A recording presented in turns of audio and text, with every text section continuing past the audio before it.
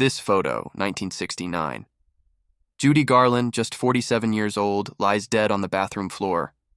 Now look at this one. She's 16, wide-eyed and full of wonder as Dorothy in The Wizard of Oz. The world adored her. So what happened between the yellow brick road and that lonely bathroom?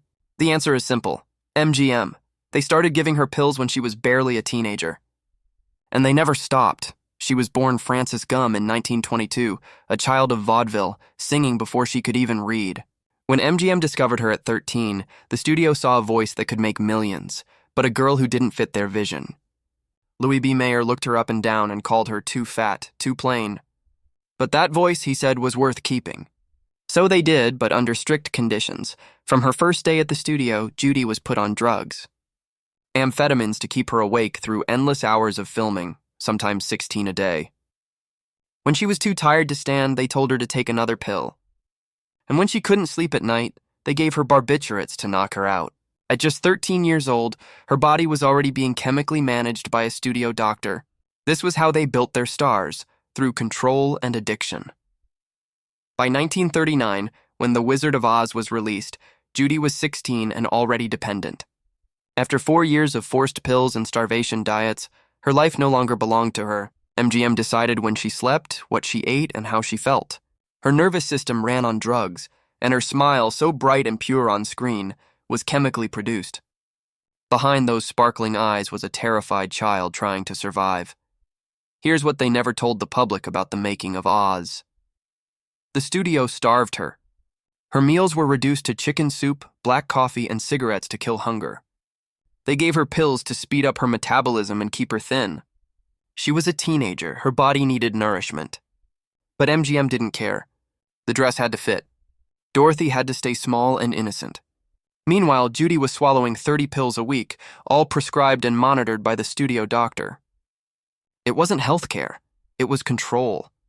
That same cycle continued for nearly 2 decades. Film after film, MGM kept her on drugs to keep her functioning. She tried to quit many times, but they threatened her career, her contracts, and even her reputation. By 1950, she was 28, an addict for 15 years. When her body finally began to give out, MGM dropped her. The same people who had created her addiction fired her for being unreliable. They made her sick and then blamed her for it. Look at her in 1954. Back again. Stronger. Fighting for redemption in A Star is Born. Her performance was electric, raw, unforgettable. It should have won her an Oscar, but it didn't. Grace Kelly did. Hollywood doesn't reward broken people. Judy kept pushing forward. Concert tours, television specials, films, but the cycle continued. Her body couldn't function without the pills anymore. MGM had made sure of that. Her marriages failed one after another, 5 in total. The money vanished into bad deals, constant travel, and the endless cost of her dependency. By the 1960s, Judy was performing in small clubs, doing whatever she could to stay afloat. Her once golden voice was cracking from exhaustion, cigarettes, and despair.